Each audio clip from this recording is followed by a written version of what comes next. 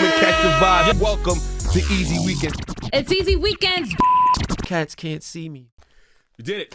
Welcome back. Make sure you like, subscribe, share, comment, and all that good stuff, because algorithms. I have a guilty pleasure, 90 Day Fiance, but today we have Nikki Exotika in the building. What's up? How are you? What brings you to this? First of all, thank you for coming. And what brings you to grace the sit down this afternoon? You know, I don't know. I just think that it's time to, for the trans movement out there and, to be a positive role model and a voice in the community, and just here, answer your questions. Whatever you want to ask me, I'll answer. Now, there's a lot that goes on with you. Like, you created the first trans pop group. I did. Not why, but how? How? I mean, it was, from 2006, I had an idea. I was always infatuated with the Spice Girls, Pussycat Dolls. And I said, that'd be really cool to form a trans pop group. And I did put a few girls together. It didn't, girl groups are very hard. Yes. Lots of creative differences. And, one girl wants to go left, one girl wants to go right. So I kind of like disbanded, broke up, got back together, broke up again. And then now we're going to, we lost a girl, but we're going to get a new member. So we're going to make a comeback. And what about the solo music? Because Nikki Exotika is out here getting it. Talk to me about the music that you got out now. So I have been working on new music. It's been a while. The last time I went on stage was 2019 for Vegas Pride. So after the pandemic, I kind of I think a lot of people got depressed and lost their mojo. So I am definitely getting back into it. I just came out with a new song, $1 Million Barbie. Okay. And it's got the little hip hop vibes to it. A little more rapping for me rather than pop. Musically, what would you say your sound is like? Let's see. I don't know. I used to say my sound was a little bit like Madonna, Britney, Gaga, but I think I'm just trying to come into my own sound now. So I went from sounding very like electro to pop. I think I'm very pop dance with a little bit of urban vibes now. What is on the horizon for your career as far as musically and championing the trans community? I definitely want to work with some amazing producers and get myself out there, probably work on an album, maybe work on the Secret Girls again. I mean, I've got a lot of great ideas. I think I want to come out eventually with a dinner theater type with trans girls performing. I think that would be really like a cabaret type thing? Like cabaret, but singing live, not lip singing, actually like performing live, like almost like what the Pussycat Dolls used to have. Got so you. I'm already like working with some people, investors with that, so I'm very excited.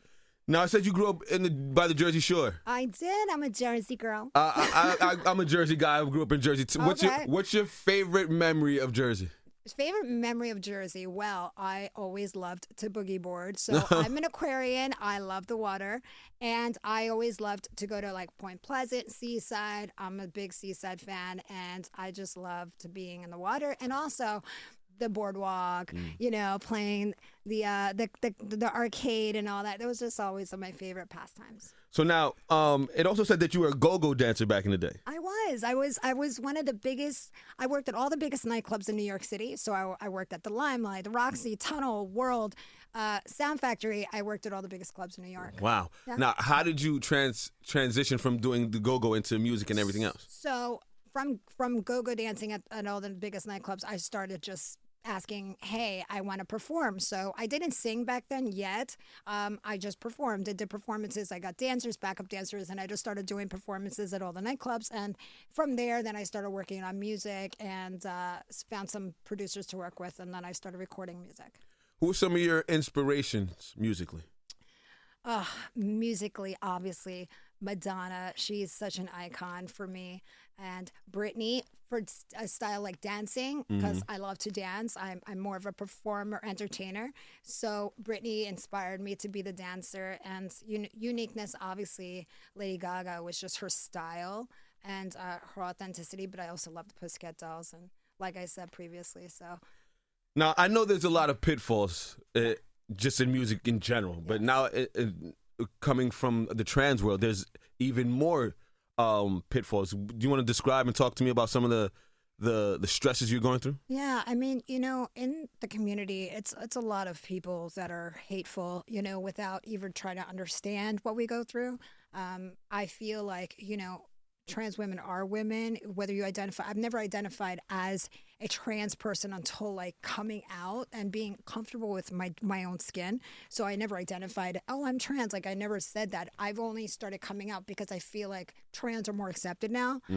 Even though it's kind of like not in certain countries and cities and stuff like that, but I'm more confident and more proud of who I am now.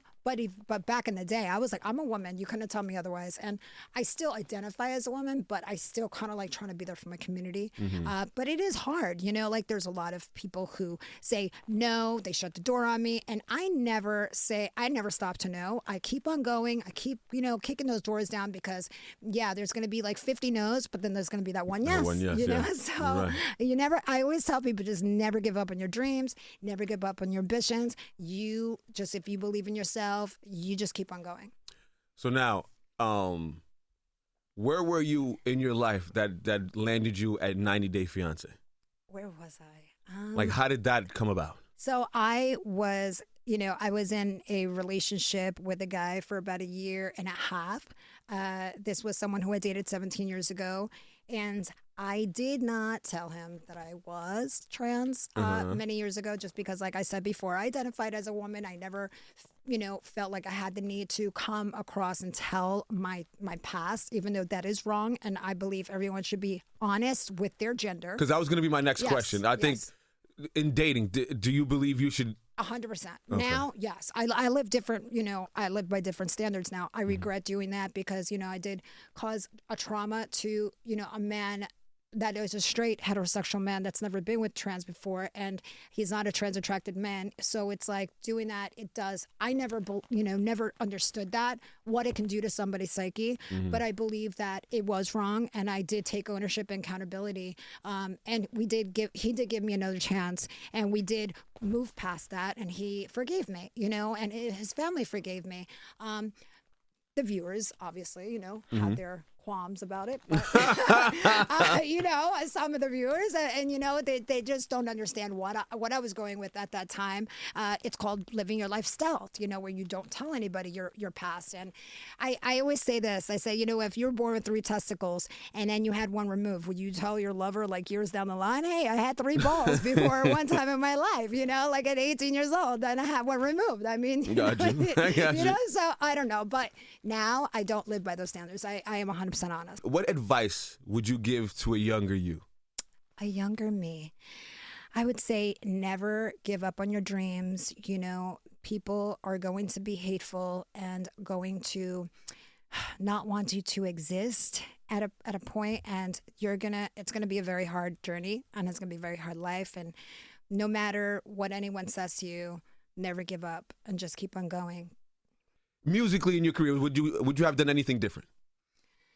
Musically in my career, I think everything in life, it's trial and tribulation. You start trial and error. You try different things. I've tried different genres. I've, like I said, I started with electro, pop, dance. Now I'm getting to more urban. I don't have any regrets with anything I've tried. I would definitely like to work with better producers that can give me more direction and molding me and getting me there, because I know I have the talent. I know I have that voice. I know if I'm produced the right way, I think that I could definitely make like amazing music, and I already have like a fan base out there and demographics. Yeah, you definitely got a lot of followers out here. Definitely. Yes. So now, is 90 Day Fiance done for you? Or can we not speak about that yet? No comment. Okay. I figured that one. But I will just say keep tuning in. What's next for Nikki? What's next for me? I think that after Sunday is, the finale of the tell-all. Listen, like I said, I'm sorry to cut you off. It's a guilty pleasure of mine. That one and 600 Pound Life. I'm on TLC all day long. I will be watching. I will be tuned in. We love fans of 90 Day. Yeah. I will definitely say that just keep tuning in. Our last episode for the tell-all is on Sunday, so it will be a lot of revelations.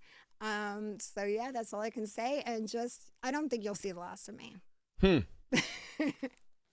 Heard you. Is there any last things you want to say before I let you go? Just thank you so much for having me. It really means a lot to be a voice for my community and for you guys to being open and having me here. Absolutely. The last question I want to ask you, Sure. it seems that you did a lot of, or you do a lot of powerful, uplifting music for the LGBT community. Why do you feel the necessary to do that? You know, I think people need something to believe in. Young, Wild, and Free was something where I did this song to just kind of like be there for my community, because a lot of people, like, you know, in this world, we commit suicide, have a lot of mental health issues, and I believe that is not the route. I've had my issues and been down that path, and I know it gets really dark for people. So I just want people to kind of like have an outlet to kind of like get out of their mindset and be like, you know what, I've got something where I can listen to that song and be like, I feel better about myself. I don't want to, like, you know, take my life. I don't want to be unalive anymore, you know? Yeah. Well, you are appreciated. Oh, thank you. Thank you for coming by. Let them know how to follow you and stream the music. Yes. Follow me on Instagram.com/Nikki Exotika with a K, Exotika. Ladies and gentlemen, that's Nikki. It's easy. It's the sit down. And we're out of here. Thank you. Come and catch the vibe. Welcome to Easy Weekend. It's Easy Weekends. Cats can't see me.